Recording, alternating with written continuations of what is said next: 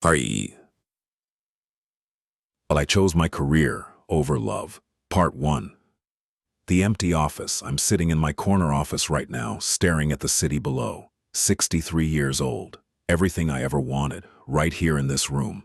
The view is spectacular. Floor-to-ceiling windows. The whole city spread out like a map.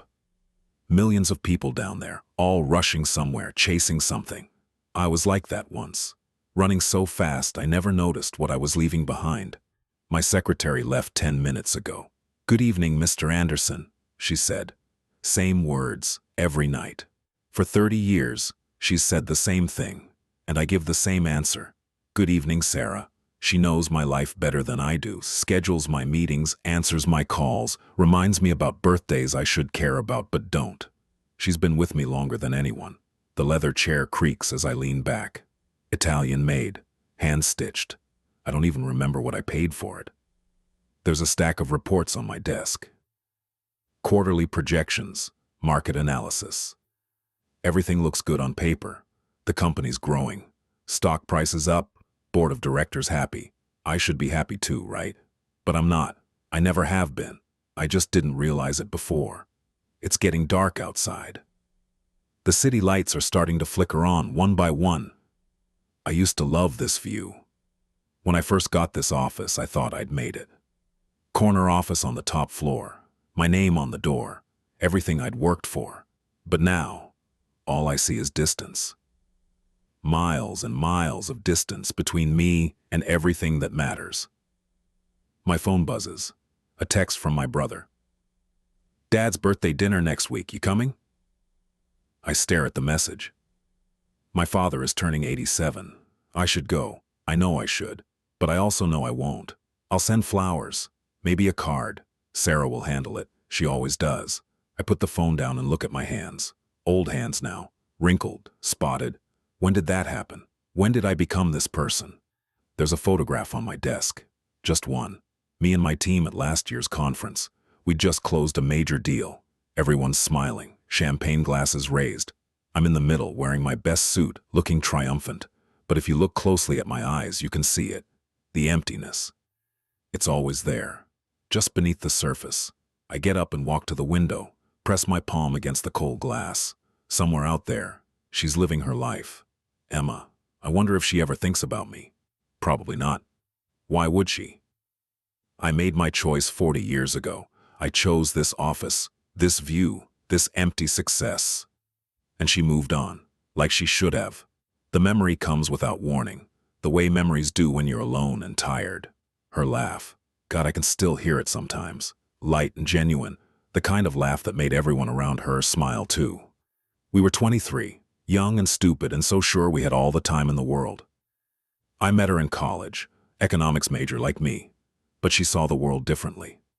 She'd talk about building communities, helping people, making a difference.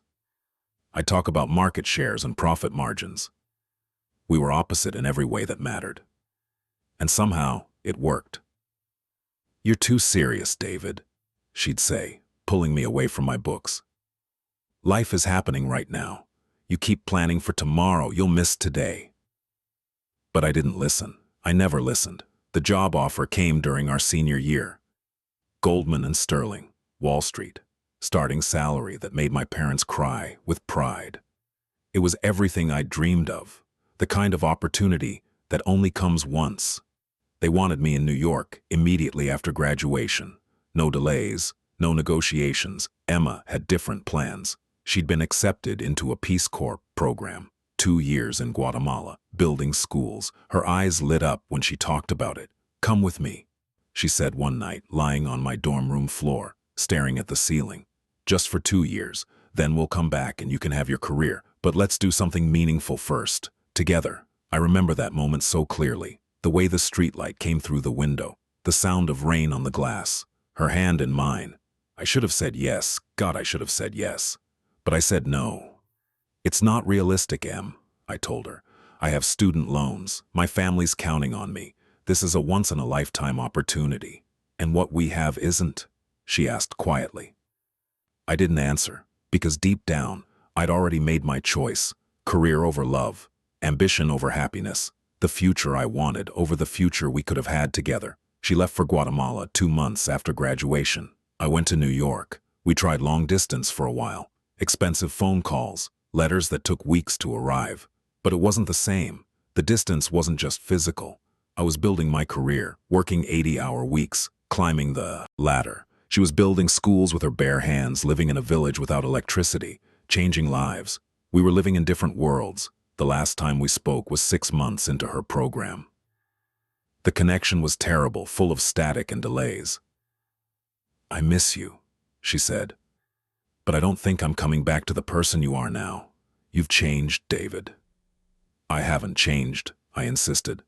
"I'm just focused. This is temporary. Once I'm established." "It's never temporary with you," she interrupted. "There's always one more deal, one more promotion, one more goal. When does it end?" "When I've made it," I said. She was quiet for a long moment. Then, "I hope it's worth it." That was the last time I heard her voice. 40 years ago, and I still remember every word. I turn away from the window and sit back down. The office suddenly feels too big, too quiet. I've worked in this room for 15 years, built an empire from this desk, made decisions that affected thousands of people's lives. But right now, all I can think about is one person. The one person I let go. My assistant left a folder on my desk before she went home. Retirement planning. It says on the tab, they want me to step down next year, make room for younger blood, pass the torch. I've been avoiding this conversation for months. Because what happens when I retire? What do I have waiting for me? No wife, no children, no family of my own, just money in the bank and an apartment that feels like a hotel room. I have colleagues, not friends, acquaintances, not connections. I built my entire life around this career, and now that it's ending, I realize I have nothing else. The cleaning crew will be here soon. They come every night at 8. I should go home. But home to what? An empty penthouse overlooking Central Park. Beautiful furniture that no one sits on. A kitchen I never use. Silence that echoes off expensive walls. I open my laptop one more time, type her name into the search bar. Emma Claire Morrison. I've done this before, more times than I want to admit. It's become a ritual, a way of torturing myself maybe, or a way of remembering that she was real, that we were real, that I didn't imagine the best thing that ever happened to me. The results load. There she is, LinkedIn profile, still using her maiden name. I click on it even though I know I shouldn't. Director of International Development at some nonprofit I've never heard of, based in Portland, 3 children, married to someone named Thomas Reed. I stare at her profile picture. She's aged, of course. 40 years will do that, but she's still beautiful. Laugh lines around her eyes, hair streaked with gray. She looks happy, actually happy, not the fake smile you put on for professional photos. Real joy. I close the laptop quickly, like I've been caught doing something wrong, which maybe I have. What right do I have to look at her life? I gave up that right 4 decades ago when I chose a paycheck over a future with her. There's a knock at the door. James, the night security guard. "Just checking in, Mr. Anderson. You working late again?" "Just finishing up," I tell him. He nods, but there's something in his eyes. Pity, maybe. He's seen me here alone night after night for years. He knows I have nowhere else to be. After he leaves, I gather my things. Laptop, phone, briefcase full of documents I probably won't read. The routine is automatic. I've done it thousands of times, but tonight it feels heavier somehow. Like I'm carrying more than just work. Like I'm carrying all the choices I made, all the roads I didn't take, all the moments I let slip away. The elevator ride down is silent. 73 floors. I watch the numbers descend. Each floor a year of my life, maybe. Going down, down, down, past the marketing department where I made junior partner, past the conference rooms where I sealed deals worth millions, past the lobby where I first walked in as a nervous 23-year-old with everything to prove. My driver is waiting outside. "Good evening, Mr. Anderson." "Good evening, Marcus." He's worked for me for 12 years. Drives me to work, drives me home, drives me to business dinners. Sometimes I wonder what he thinks of my life. If he pities me too. A man who works late every night, eats dinner alone, has nowhere to go on weekends. The drive home is quiet. I watch the city pass by. Restaurants full of people. Couples walking hand in hand. Families heading home after dinner. Normal lives. The kind of life I could have had if I'd made different choices. "Will you need me tomorrow, sir?" Marcus asks as we pull up to my building. "Yes, 7 a.m. "Very good, sir." I ride the elevator up to my penthouse, the 40th floor. Another corner unit, another spectacular view. The apartment is dark when I walk in. I don't turn on the lights right away, just stand there in the darkness, listening to the silence. This is what success looks like. This is what I chose. An empty apartment, a corner office, a life measured in quarterly reports and stock options. And somewhere in Portland, Emma is probably putting her kids to bed, reading them stories, kissing them goodnight, living the life I could have been part of. I pour myself a drink. Whiskey, neat, 30-year-old scotch that cost more than most people make in a week. It tastes like ash in my mouth. I sit in my designer chair, looking out at the city I conquered, and I feel nothing but regret. The choice seemed so clear back then. Career or love, ambition or happiness, success or Emma. I thought I was being smart, practical, responsible. I thought I could have it all later. Build my career first, then find love. But life doesn't work that way. You don't get second chances at first love. You don't get to pause the important moments while you chase achievements. I chose my career over love, and I've spent 40 years pretending it was the right choice. But tonight, alone in this expensive apartment with nothing but my regrets for company, I can't pretend anymore. I made the wrong choice, and there's no going back. Part 2. The choice, Guatemala, was never in my plans. Neither was she. I met Emma on the first day of Economics 101. She sat in the front row, which should have told me everything I needed to know. I was in the back, trying to be invisible. She had her hand up before the professor even finished his first question. Smart, confident, completely unafraid. I was intimidated immediately.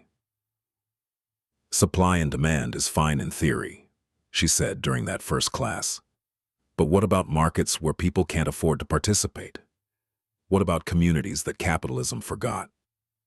The professor looked annoyed. This was supposed to be an introductory course, basic concepts. She was already challenging the foundations.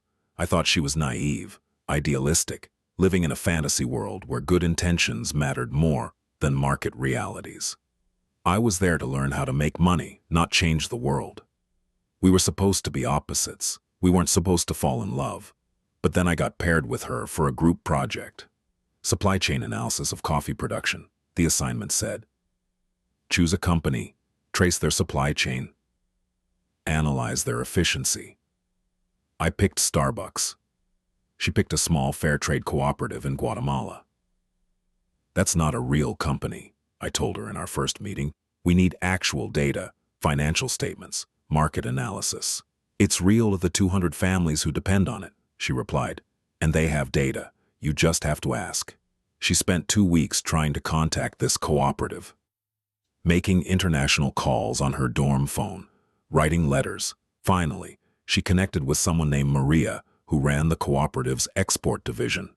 They started having weekly calls. Emma would sit on her bed with a notebook, writing everything down. Production costs, weather patterns, export challenges, the human side of economics that never showed up in our textbooks. I was supposed to be working with her, but honestly, I just watched her get excited about these farmers she'd never met. Watched her figure out their problems like they were puzzles to solve. Watched her care about something more than her GPA. "You know what the biggest cost is?" she asked me one night. We were in the library, surrounded by books and coffee cups. It was 2 a.m. The paper was due in 6 hours. Transportation. These farmers grow incredible coffee, but getting it from their mountain village to the port costs almost as much as the coffee itself. They're losing money on every bag they sell. Then they need to find a cheaper transportation method, I said. Or increase their prices. They can't increase prices. The market won't bear it, and there is no cheaper transportation. The roads barely exist. She looked at me, her eyes intense.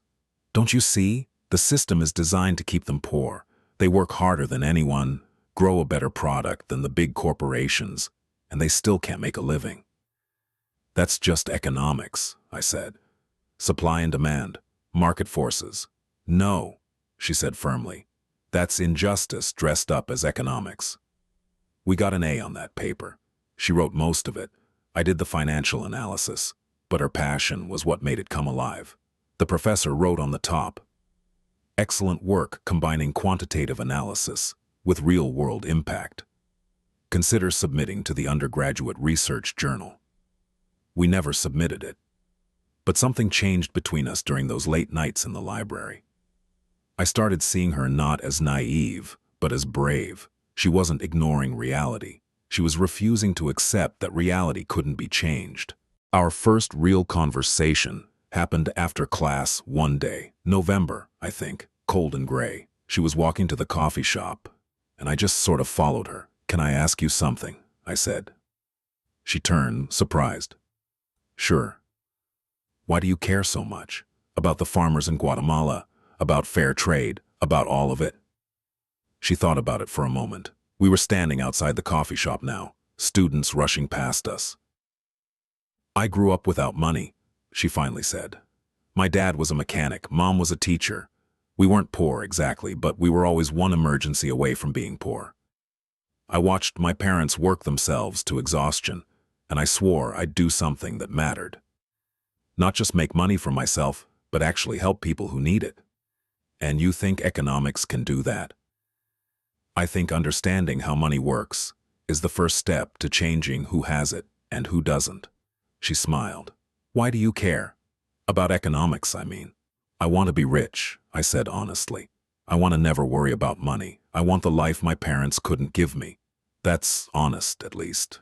She didn't look judgmental, just curious. "And then what?" "What do you mean?" "After you're rich, then what?" I'd never thought about it. Never looked past the goal of financial success. "I don't know," I admitted. "Maybe you should figure that out," she said, "before you spend your whole life chasing something that might not make you happy." We started studying together after that. Not for class. We were in different levels by then. Just to be together. She'd work on her development economics research. I'd work on my investment portfolio simulations. Sometimes we'd just talk about everything and nothing. Our families, our fears, our dreams. I learned that she'd spent a summer in Haiti during high school, building houses with a church group. That she spoke Spanish fluently because she'd taught herself watching telenovelas with subtitles. That she wanted 3 kids someday, maybe 4. That she believed people were fundamentally good, even when the world gave them every reason not to be. She learned that I was terrified of ending up like my father, working construction for 40 years, with nothing to show for it.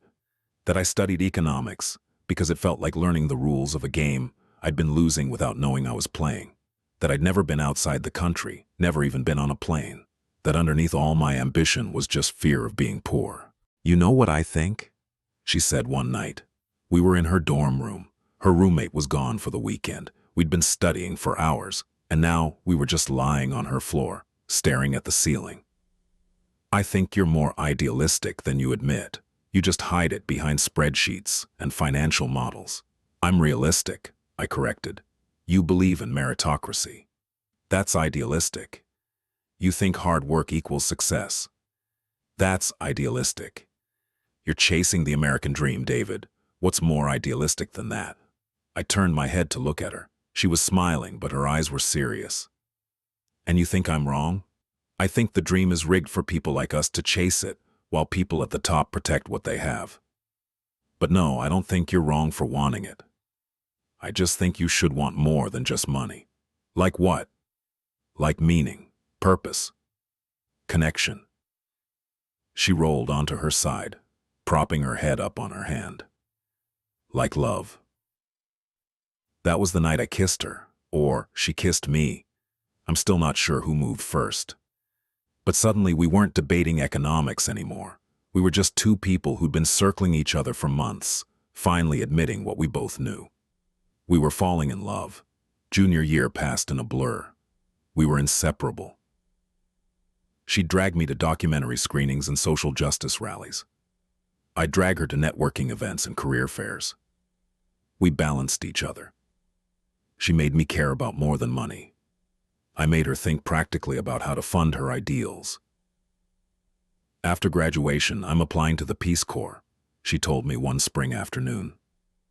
We were walking through campus, her hand in mine. 2 years, probably Latin America, building infrastructure, teaching English, whatever they need. My stomach dropped. 2 years? What about us? Come with me, she said, like it was obvious. It'll be an adventure. We'll see the world, help people, figure out what we really want. Then we'll come back and start our real lives. I can't just put my career on hold for 2 years, Em. Why not? What's the rush? We're 22. We have our whole lives to work. But I didn't see it that way. Every month I wasn't building my career was a month I was falling behind. The competition was fierce. The opportunities were limited. If I took 2 years off, I'd come back to find all the best positions filled, all the doors closed. Let's compromise, I said. You do your Peace Corps thing, I'll start my career. In 2 years you come back and we build our life together. She stopped walking. You mean I put my dreams on hold while you chase yours, and then when it's convenient for you, we'll be together? That's not what I meant. Yes, it is. She wasn't angry, just sad. You want me to orbit around your life, your career, your timeline. I want a future where we're not struggling, where we can afford the life we want. I want a future where we prioritize us, where love comes first and everything else figures itself out. We didn't break up that day. But looking back, maybe we should have, because that conversation revealed the fundamental truth. We wanted different things. She wanted meaning. I wanted security. She was willing to sacrifice comfort for purpose. I wasn't. Senior year was harder. The job offers started coming in. Big firms, big cities, big salaries. Emma got her Peace Corps placement. Guatemala, the same country where those coffee farmers lived. The ones from our sophomore project. She was ecstatic. It's a sign, she said. I'm going to work with agricultural cooperatives. Help them develop sustainable business models. It's perfect. Goldman and Sterling made their offer in February. Starting salary, $85,000. In 1985, that was a fortune. My parents cried when I told them. My dad shook my hand, tears in his eyes. You made it, son. You made it. But Emma was quiet when I told her. You're taking it, she said. Not a question, a statement. It's an incredible opportunity. I know. They want me to start in June, right after graduation. I know. Em, say something. She looked at me, and I saw the future die in her eyes. What do you want me to say? Congratulations. I'm happy for you. I am, David. I know this is your dream, but it's not mine, and I don't fit into it. You do. We can make it work. Long distance for 2 years, then what? I come back and move to New York, get a job I don't care about to be near you while you work 80-hour weeks, live your life while mine just stops? You're being dramatic. I'm being honest. She stood up. We were in my apartment. The lease ended in 2 months. Everything was already in boxes. You've made your choice, and it's okay. I don't hate you for it, but don't pretend this is going to work. Long distance doesn't work when you're on different planets. I love you, I said. It was the first time I'd said it. I love you too, she replied. But love isn't enough. Not when we want completely different lives. We tried anyway. God, we tried. Those last few months of senior year, we pretended everything would be fine. Made plans for visits. Talked about phone calls and letters. Acted like 2 years was nothing. Like distance didn't matter when you really loved someone. Graduation day was beautiful. Sunny, warm, perfect. My parents were there, beaming with pride. Emma's parents, too. We took pictures together, the two of us in our caps and gowns. I still have that picture somewhere. We're smiling, but if you look closely, you can see it in our eyes. We both knew it was over. She left for Guatemala in July. I started at Goldman and Sterling in June. The first month was hell. 14-hour days. Impossible deadlines. Mountains of work. But I loved it. The challenge, the competition. The feeling of being in the center of everything that mattered. Wall Street in the 80s. Gordon Gekko. Greed is good. I was part of something bigger than myself. We talked on the phone every Sunday. Expensive international calls that I charged to my company card. She'd tell me about the village where she lived. No running water, electricity for 2 hours a day, teaching English to kids who walked barefoot to school, building a community center with volunteers. I'd tell her about my deals, the merger I was working on, the client presentation I nailed, the bonus I might get. Our worlds didn't connect. We were speaking different languages. "I miss you," she said during one call. The connection was terrible. Her voice kept cutting out. "I miss you too." "Do you? Really? Because it sounds like you're exactly where you want to be." "That's not fair." "What's not fair is that I'm building schools with my bare hands while you're building your career, and we're pretending we're going to somehow meet in the middle. I'm not coming back to New York, David. I can't. I can't be the person you need me to be." "What does that mean?" "It means I love you, but I don't fit in your life, and I'm tired of trying to." That was our last real conversation. We tried a few more calls after that, but they were hollow, polite, distant. By December, we'd stopped trying. I threw myself into work, made junior analyst in record time, worked every weekend, took every assignment, built my reputation as someone who got things done, no matter the cost. And I was happy, or I told myself I was. Success felt good. Money felt good. Respect felt good. But sometimes, late at night in my studio apartment, I'd think about her, wonder if she was okay, wonder if she thought about me, wonder if I'd made the right choice. I always told myself I had. Career over love, security over risk, the known over the unknown. It would take me 40 years to admit I was wrong. Part 3. The Climb. The 80s became the 90s. The 90s became the 2000s. Time moves differently when you measure it in fiscal quarters and annual reviews. Blink, and a decade is gone. I made partner at 31, youngest in the firm's history. My picture went in the lobby. My name went on the letterhead. Goldman, Sterling, and Anderson. I'd arrived. My parents were there for the celebration. Dad in his only suit, Mom in a dress she'd bought special. They looked around the office like tourists in a museum, intimidated by the marble floors, the original artwork, the sheer wealth on display. I gave them a tour, introduced them to senior partners, showed them my new office, bigger than their entire house. "I'm proud of you, son," Dad said, shaking my hand. His palm was rough with calluses. Mine was soft. In one generation, we'd crossed a chasm. He built things with his hands. I built things with money. You did what I couldn't. You made something of yourself. I hugged him, feeling his thin shoulders under the cheap suit. He was only 58, but looked older.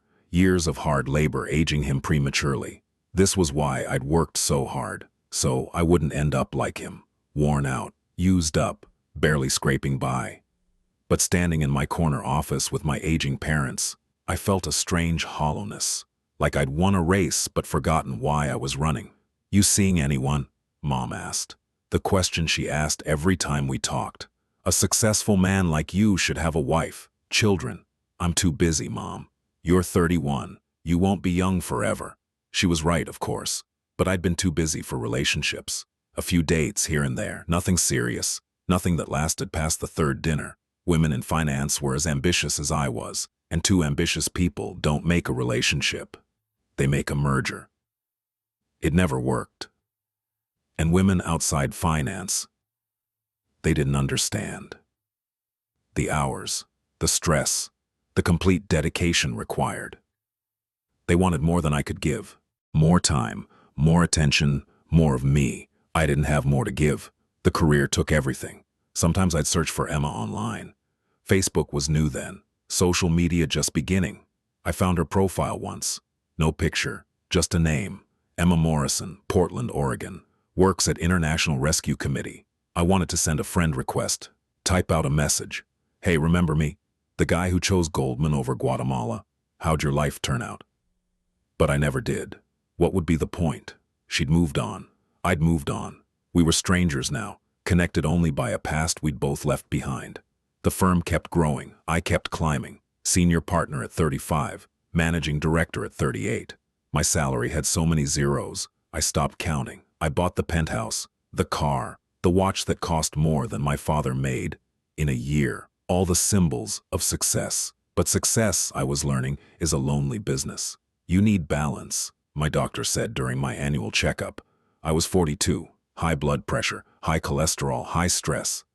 You're heading for a heart attack. You need to slow down, exercise, maybe find some hobbies outside of work, spend time with loved ones. I don't have loved ones, I said, trying to make it sound like a joke. He didn't laugh. Then make some, because this path you're on, it leads to an early grave or a very empty life. Probably both. I didn't slow down. I couldn't. The firm was in the middle of our biggest acquisition yet, hundreds of millions at stake. I was leading the team. This was the deal that would define my career, cement my legacy. I couldn't step back now. We closed it, celebrated at a restaurant where a bottle of wine cost 4 figures. I gave a toast. Everyone cheered, and I went home alone to my empty penthouse and wondered why it felt like I'd lost something instead of won.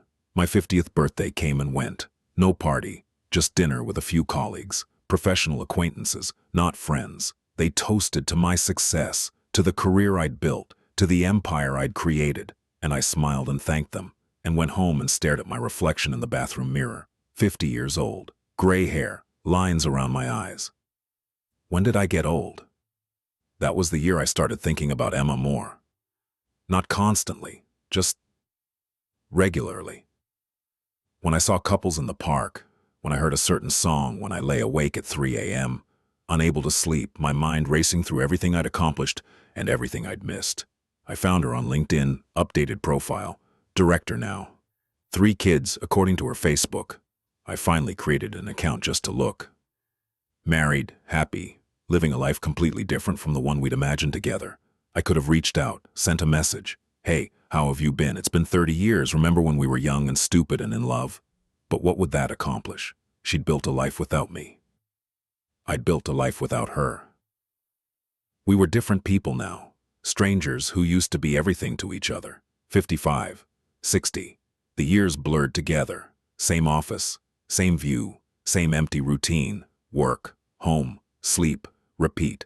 The firm wanted me to mentor younger partners, pass on my wisdom. I tried, but what wisdom did I have? How to make money, how to close deals, how to sacrifice everything for success. Any regrets? A young associate asked me once. We were having lunch.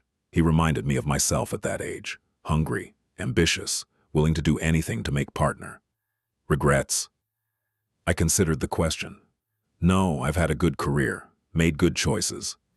But as I said it, I knew it was a lie. Not a good career, a great career. But good choices, no. I'd made one terrible choice 40 years ago, and every choice since had just been building on that first mistake. I regretted everything, but I couldn't say that to this kid.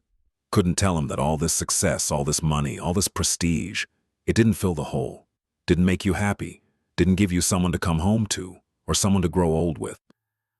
Work hard, I told him instead. Stay focused. Success requires sacrifice. He nodded eagerly, soaking up the advice. I wondered if he'd realize, 40 years from now, what I was really warning him about. 62. They started talking about my retirement, preparing succession plans, identifying my replacement. It happened slowly, then all at once. One day I was indispensable. The next they were asking when I planned to step aside. Take your time, they said. No rush, whenever you're ready. But I heard what they weren't saying. You're old, you're out of touch. It's time for new blood. I thought retirement would feel like freedom, a chance to finally relax, travel, enjoy the fruits of my labor. Instead, it felt like standing at the edge of a cliff, looking down at an abyss of empty time. What would I do? Who would I be without the career I'd spent 40 years building? That's when I started searching for her seriously. Not just occasional LinkedIn lurking, but actual searching. I hired a private investigator, told myself it was just curiosity, just wanting to know she was okay, but really I was looking for something, some connection to the person I used to be. The person I could have been. The report came back. Emma Morrison Reed, age 62. Married to Thomas Reed for 37 years. 3 children, Michael, 35, Sarah, 33. Jennifer, 30. 5 grandchildren. Still works at International Rescue Committee, now as a senior advisor, lives in Portland. Volunteers at a homeless shelter, active in her church. There was a photo, recent one from some charity event. She was standing with her husband and kids. Everyone smiling, happy, a real family. I stared at that photo for hours. This was the life she'd built, the life she'd chosen. And it looked nothing like mine. No corner office, no penthouse, probably not even a particularly high salary. But surrounded by people who loved her. A husband who looked at her like she hung the moon. Children who'd chosen to stay close to her. Grandchildren to spoil. She'd chosen love, and love had given her everything. I'd chosen career, and career had given me nothing but money. Part 4. The end. Are you sure about this, Mr. Anderson? Sarah's looking at me with concern. I've just told her to clear my schedule for next week. All meetings canceled. Conference calls rescheduled. For the first time in 40 years, I'm taking time off. I'm sure. May I ask where you're going? Portland. She raises an eyebrow, but doesn't ask why. After 3 decades, she knows when not to push. But I can see the question in her eyes. In 30 years, I've never taken a vacation that wasn't also a business trip. Never missed a meeting for personal reasons. Never put my life before my work. Until now. I'm 63 years old, and I'm about to do something I should have done 40 years ago. Or maybe something I should never do. I'm not sure which.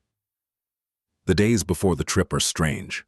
I go through the motions at work, but my mind is elsewhere. In Portland. In the past. In all the conversations I've rehearsed and discarded. What do you say to someone you loved and abandoned? What words can possibly bridge 4 decades of silence? LinkedIn, Facebook, I'm sorry, I know this is weird. I can leave if you want. I'm babbling now. Nervous. When did I become nervous? I've negotiated billion-dollar deals. I've presented to boards of directors. But facing Emma, I'm 23 again and completely out of my depth. She studies me for a long moment. I can see her making calculations. The same brilliant mind that used to debate economics with me, now trying to decide if I'm a threat or just a sad old man chasing ghosts. My husband is at work, she finally says. My daughter is coming by in an hour. You have until then. We sit on her porch. 2 strangers who used to know everything about each other. The silence is thick, uncomfortable. I notice everything. The way she sits, perched on the edge of the chair like she might need to flee. The wedding ring on her finger, worn smooth from decades of wear. The laugh lines around her eyes. Evidence of a life filled with joy I wasn't part of. You look good, I say, because I don't know what else to say. You look tired. She's always been honest. It was one of the things I loved about her. No games, no pretense. 40 years, David. Why now? I'm retiring next year, and I've been thinking about my life, about the choices I made. I take a breath. This is it, the moment I've been preparing for. About you. I'm married. She says it quickly, firmly, establishing boundaries. I know, I'm not here to. I don't want to disrupt anything. I just needed to see you, to tell you. What? What can I possibly say that matters now? To tell me what? She's not making this easy. But why should she? That I was wrong, that I chose my career over you, over us, and it was the biggest mistake of my life. She's quiet for a long time. A neighbor walks by with a dog. The dog barks at me. Normal life continuing around this very abnormal moment. Somewhere inside the house I hear a phone ring. Emma ignores it. You're 40 years too late, she finally says. Her voice is soft but firm, not angry, just stating a fact. I know. I built a life, David, a good life. I have a husband who loves me, children I'm proud of, work that matters. I don't have regrets. The words sting, but they should. I'm happy for you, I am. You deserved all of that. And you? Did you get what you wanted? Did the career make you happy? I could lie. Tell her, yes, it was all worth it. I have no regrets. But what's the point? She'd see through it anyway. She always could. No, I got everything I thought I wanted and discovered it wasn't what I needed. She shakes her head, and I can see something in her eyes. Not pity, something sadder, disappointment maybe, or just resignation. I could have told you that. I tried to tell you that. I know, I didn't listen. You never did. She pulls her sweater tighter even though it's not cold. A defensive gesture. Do you know what the hardest part was?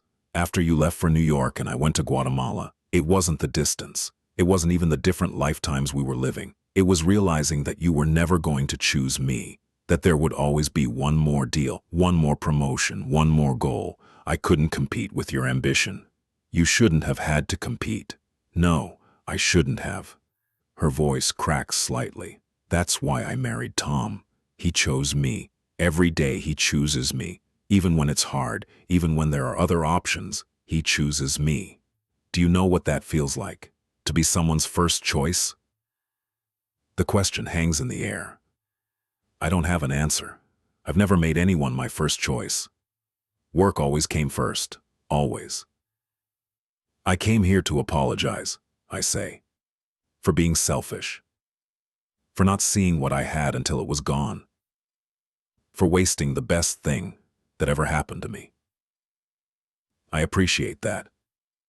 But your apology doesn't change anything. Doesn't give me back the years I spent getting over you. Doesn't erase the tears I cried in a village in Guatemala, wondering why I wasn't enough. You were enough. You were everything. I was just too stupid to see it. She looks at me, really looks at me, and I see tears forming in her eyes. Do you want to know the truth, David? The real truth. It took me 5 years to get over you. 5 years. I dated other people, threw myself into my work, tried to move on, but I kept comparing everyone to you, to what we had, or what I thought we had. Let me finish. Her voice is firm now. Then I met Tom, and he was nothing like you. He was a teacher, made a fraction of what you probably make, but he showed up. Every single day he showed up. He asked about my day and actually listened. He helped build schools with me instead of just funding them from a distance. He chose me. Not because I was convenient or available, but because he actually wanted a life with me.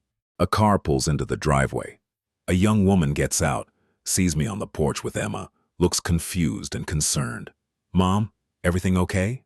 Everything's fine, honey. This is, an old friend. David, this is my daughter, Sarah. Sarah. She named her daughter Sarah. I have a secretary named Sarah who's been with me for 30 years. It's a common name, just a coincidence. But it feels like something more, like our lives were parallel lines that almost touched, but never quite met. Sarah is polite, but clearly wants me gone. She hovers protectively near her mother, and I don't blame her. Some strange man showing up after 40 years making her mother cry. She probably thinks I'm dangerous. I should go. I'm sorry for showing up like this. Emma stands too. For a moment, we just look at each other. I'm trying to memorize this. Her face now, the life she built without me, the happiness I have no part of. But then she does something unexpected. She reaches out and touches my hand briefly. Wait. Sarah, honey, can you give us 5 more minutes? Sarah looks uncertain but nods and goes inside. Emma sits back down. I do too. The sun is setting now, casting long shadows across the porch. I need you to understand something, she says quietly. What we had was real. I loved you, really loved you. And for a long time I thought maybe you'd wake up one day and realize what you'd lost, that you'd come back for me. I'm here now, I say, knowing how pathetic it sounds. 40 years later, after you've had your career, after I've built my entire life without you. She shakes her head. You don't get to waltz back in and absolve yourself. You don't get to apologize and have everything be okay. I know that. I'm not asking for forgiveness or a second chance. I just needed you to know that I was wrong, that you were right, about everything. Why? She asks. Why do you need me to know that? Is it for me, or is it so you can feel better about yourself? The question cuts deep, because I'm not sure I know the answer. Maybe both, I admit. She nods slowly. At least you're honest. We sit in silence for a moment. Then she speaks again, her voice softer now. I hope you find what you're looking for, David. I really do. But you won't find it in the past. You can't undo your choices. You can only make better ones going forward. I don't know how. Learn to choose people. Not positions. Not money. Not success. People. She touches my arm briefly, and even after 40 years I feel the electricity of that touch. It's not too late for that. You're 63, not dead, but you have to want it. You have to be willing to be the person who chooses love instead of career. Can you do that? Can I? After 40 years of putting work first, can I change? Can I learn to value connection over achievement? Can I become someone who chooses people? I don't know, I admit, but I want to try. She nods. Then try, but not with me. My life is here. With Tom, with my kids, with the work with the work I love. I forgive you, David. For what it's worth, I forgive you, but I can't be your second chance. I understand. She stands again, and this time I know it's really goodbye. Take care of yourself, and David, thank you for coming. I didn't think I needed this conversation, but maybe I did. Maybe we both did. I walk back to my car. This time I do look back. She's standing on the porch watching me. We raise our hands to each other, a final wave. Then she goes inside, and I'm alone. I sit in the driver's seat for a long time, watching her house in the rearview mirror. Lights come on inside. Through the window I can see movement. Emma and her daughter talking. Normal life resuming. I'm just a ripple that briefly disturbed the surface. I drive back to the hotel in a daze. Order room service, but don't eat it. Just sit by the window looking out at this city where Emma lives, wondering if I did the right thing coming here. That night, I write her a letter. On hotel stationery, by hand, like we used to write to each other in college. I pour everything into it. All the regrets, all the what-ifs, all the love I never properly expressed. When I'm done, it's 4 pages long and my hand is cramping. Then I tear it up. She doesn't need my regrets. She has her life, I have mine. The letter isn't for her, it's for me. A way of saying goodbye to the past, to the person I was, to the life we could have had. The flight home is long. I don't sleep. Just think about what she said. It's not too late. Choose people. Can I do that? I think about my life, the empty penthouse, the corner office I'll be leaving soon, the relationships I never built because I was too busy building my career, the family I don't have, the friendships that faded because I never made time. Somewhere over Kansas, I make a decision. I'm going to change. Not because I think Emma will ever know or care, but because she's right. It's not too late. I'm 63, not dead. When I get back to New York, I do something I've never done. I call in sick. For the first time in 40 years, I just don't show up to work. Sarah calls twice. I don't answer. Let them think I'm dying. Maybe I am. The old David is dying at least. And someone new is trying to be born. Instead, I call my brother. We haven't talked in 6 months. Haven't really talked meaningfully in years. David, is everything okay? His voice is concerned. I never call unless something's wrong. Yeah, can we have lunch? Today, if possible. There's a pause. Today, it's Tuesday. Don't you have work? I took the day off. Another pause, longer this time. Are you sure you're okay? You never take days off. I know, that's part of the problem. He's free. We meet at a diner near his house in Queens. It takes me an hour to get there from Manhattan. When's the last time I came to Queens? I can't remember. My brother lives 20 minutes away and I haven't visited in years. The diner is nothing fancy. Cracked vinyl booths, laminated menus, coffee served in thick white mugs. It's perfect, real, the kind of place I'd forgotten existed. Robert is already there when I arrive. He's aged too. We both have. When did that happen? His hair is almost completely gray now. He's put on weight, looks tired in a way that has nothing to do with sleep. You look like hell, he says when I sit down. Thanks. I mean it. What's going on? And I tell him everything. About Emma, about Portland, about realizing I've wasted 40 years chasing the wrong things. He listens without interrupting, just occasionally sipping his coffee. When I'm done, he's quiet for a long moment. Then, it's not wasted if you learn from it. How can it not be wasted? I'm 63. Most of my life is over. You're still here, still breathing, still capable of change. He leans forward. You know what your problem is, David? You think in absolutes. Success or failure, win or lose. But life isn't a balance sheet.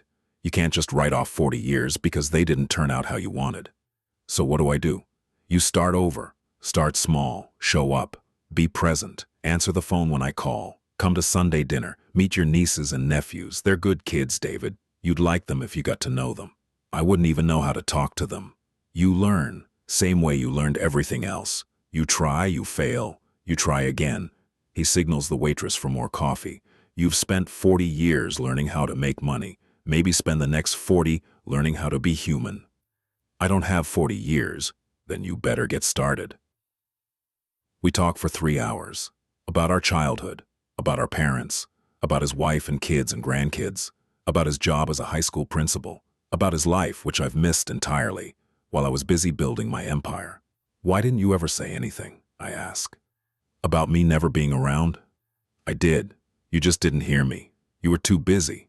He doesn't say it meanly, just states it as fact. After a while, I stopped trying, figured you'd show up when you were ready, or you wouldn't. I'm sorry. I know, but sorry doesn't mean much unless things change. They will, I promise. I'm going to be different. We'll see. He pays the check before I can reach for it. Come to dinner on Sunday. Rachel's making lasagna. The kids will be there. Just show up, David. That's all I'm asking. Just show up. I show up that Sunday. And the next. And the next. It's awkward at first. I don't know how to talk to children. Don't know how to be Uncle David instead of Mr. Anderson. My nephew asks me what I do for work, and I start explaining investment banking before I realize his eyes have glazed over. He builds companies. Robert translates. Makes them stronger. Like a superhero? My niece asks. Something like that, I say, even though it feels like a lie. But slowly, it gets easier. I learn their names, their interests, their dreams. My nephew wants to be a marine biologist. My niece wants to be a teacher like her mom. They're good kids, real kids, and I've missed their entire lives. I cut back at work, leave at 6 instead of 9, take weekends off, suggest coffee meetings instead of client dinners. My colleagues notice. Some make jokes about me getting soft in my old age. Others seem relieved, like they've been waiting for permission to have a life outside the office. The sky doesn't fall. The company survives without me working 70 hours a week. Turns out I'm not as indispensable as I thought. I join a gym, not to network or close deals, but just to be healthy. I start running.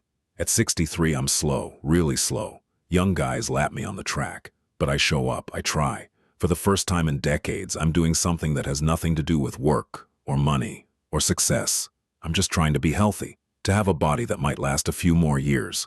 I volunteer at a food bank, just once a week, Thursday evenings. It's humbling being the guy who serves meals instead of the guy who makes millions.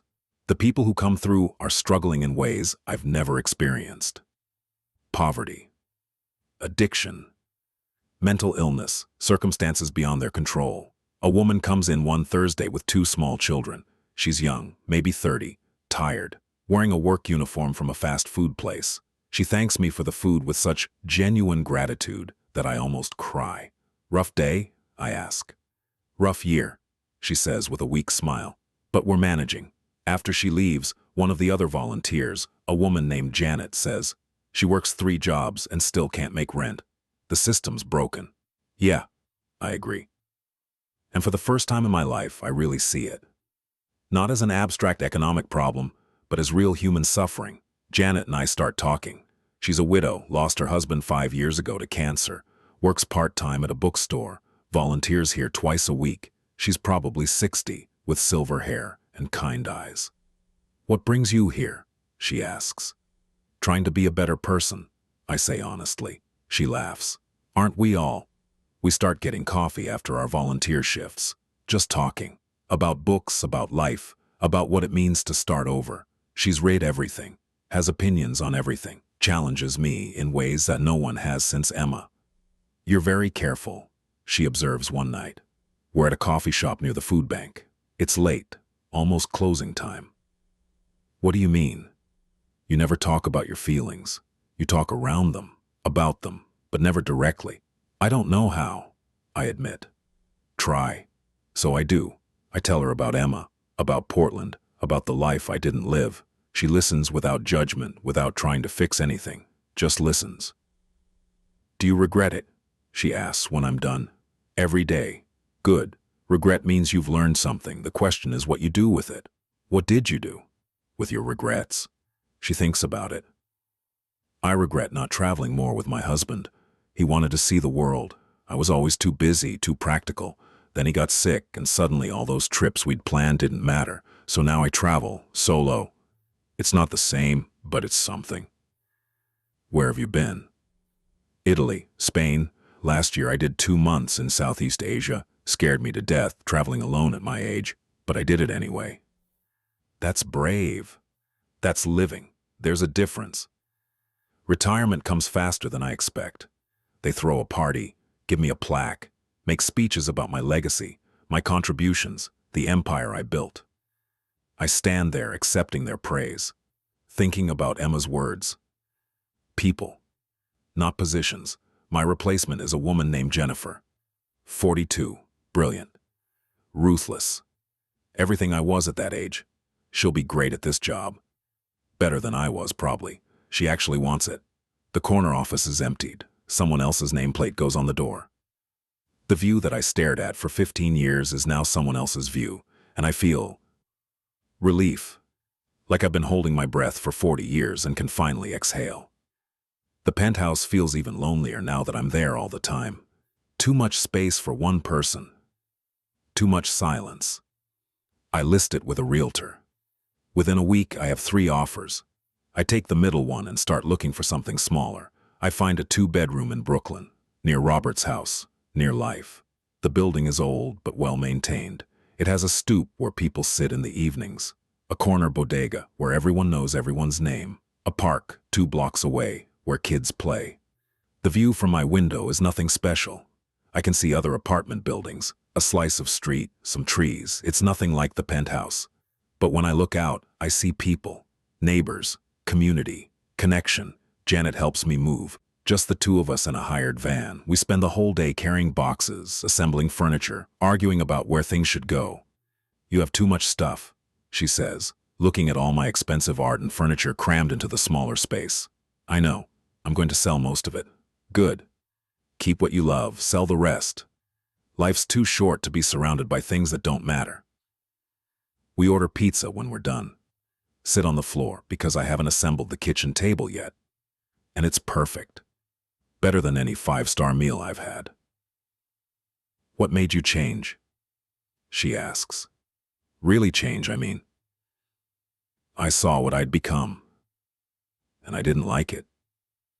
And now? Now I'm trying to be someone I can live with. She nods. How's it going? Better. Some days are hard. I still wake up thinking about work, still reach for my phone to check emails I don't have anymore, but it's getting easier. It will keep getting easier, she assures me. Change is hard, but you're doing it. Janet and I aren't dating exactly. We're just spending time together, going to museums, taking walks, reading the same books so we can discuss them. It's not fireworks, not the intense young love I had with Emma. It's quieter, steadier, comfortable in a way that young love never is. What do you want? She asked me one day. We're in Central Park, fall leaves everywhere, the city preparing for winter. What do you mean? From life, from whatever time we have left, what do you want? I think about it, really think about it. I want to matter, not in a career sense. I want to matter to people. I want someone to miss me when I'm gone. I want to leave behind more than just money. That's a good answer. What do you want? The same thing, connection, meaning, someone to share this last chapter with. She looks at me. Maybe we can do that together. Maybe we can. I'm 65 now. 2 years since Portland. 2 years of learning how to be a person instead of a productivity machine. It's been harder than I expected, and easier in ways I couldn't have imagined. Emma was right. I didn't find what I was looking for in the past. But the visit changed me anyway, showed me what choosing people looks like. what a life built on love instead of ambition looks like. I'll never have what she has. The marriage, the kids, the grandchildren. I can't undo 40 years of choosing career over love. But I can make different choices now.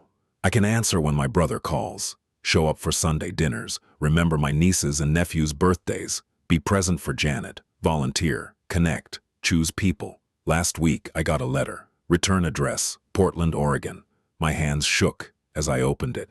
Dear David, it began in Emma's familiar handwriting. I've been thinking about your visit, about what you said and what I said, and all the things we didn't say. I want you to know that I meant it when I said I forgave you, and I want to thank you for coming. It gave me closure I didn't know I needed. I hope you found some peace. I hope you're choosing differently. I hope you're happy. Take care of yourself. With love, Emma. With love. After 40 years, she can still say that. Not romantic love. Not the love we had when we were young and stupid and thought we could conquer the world together, but something deeper, maybe. The love of who we were to each other, the love of shared history, the love of forgiveness. I keep the letter in my desk drawer. Some days I take it out and read it. A reminder that the past was real, that love was real, that I'm capable of mattering to someone. I write her back, not right away. I let it sit for weeks, thinking about what to say. Finally, I keep it simple. Dear Emma, thank you for the letter, for the forgiveness, for the reminder that it's never too late to change. I'm trying. Every day I'm trying to be the person I should have been 40 years ago.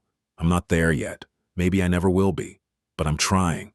I hope you're well. I hope your grandchildren are bringing you joy. I hope Tom knows how lucky he is. You were right about everything. I just wish I'd figured that out sooner. With gratitude and love, David. I mail it. Don't overthink it. Don't tear it up like the first letter. Just mail it and let it go. It's not redemption. You don't get to erase your mistakes. You don't get back the years you wasted. But maybe, if you're lucky, you get to learn from them. To become someone different. Someone better. I'm sitting in my apartment now. The smaller one in Brooklyn. The one with the normal view. Janet is coming over later. We're going to cook dinner together. My nephew is stopping by tomorrow to help me fix a leaky faucet. Sunday, I'm having dinner with Robert's family. These are small things, unremarkable things, the things I missed while I was busy achieving greatness. My career is over. The corner office is someone else's now. And I'm okay with that, more than okay. I'm grateful, because I finally understand what Emma knew at 23. Success isn't measured in money or titles or square footage. It's measured in the people who love you, the lives you touch, the moments you show up for. I chose my career over love, and I paid for it with 40 years of loneliness.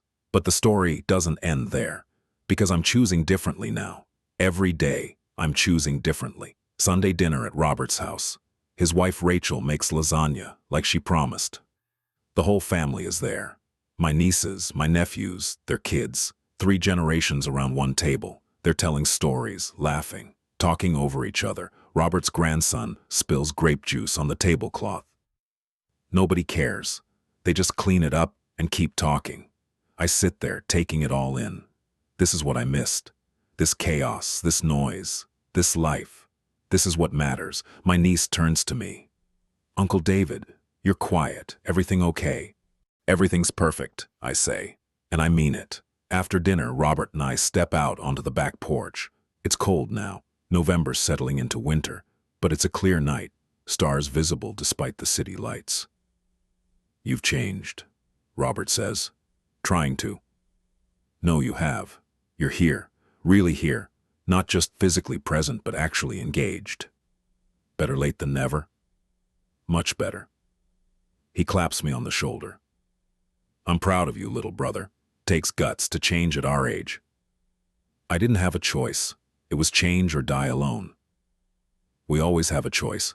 You just finally made the right one. We stand there in the cold, 2 old men who've lived completely different lives. He chose family. I chose career. But somehow, we're both here now. Both still standing.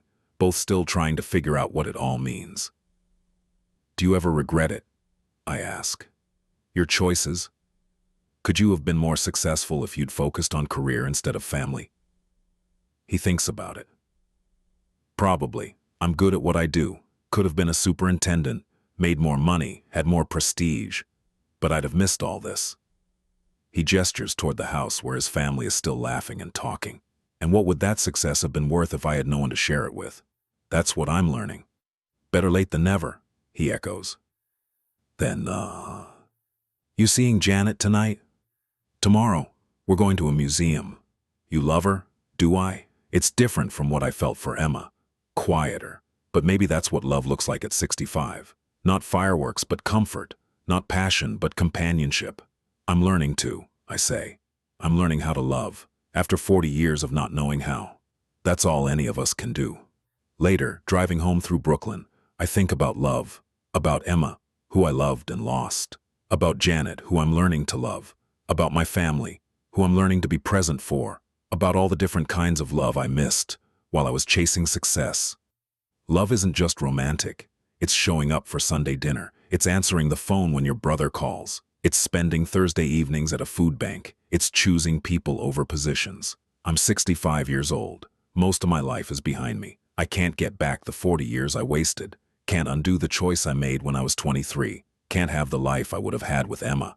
But I can have this life. This second chance life. This imperfect, messy, beautiful life where I'm finally learning what matters. And maybe that's not redemption. Maybe it's not even forgiveness. But it's something. It's real. It's human. It's enough. I chose my career over love, and I paid for it with 40 years of loneliness. But the story doesn't end there. Because now, I'm choosing love. Every day, in small ways, I'm choosing love.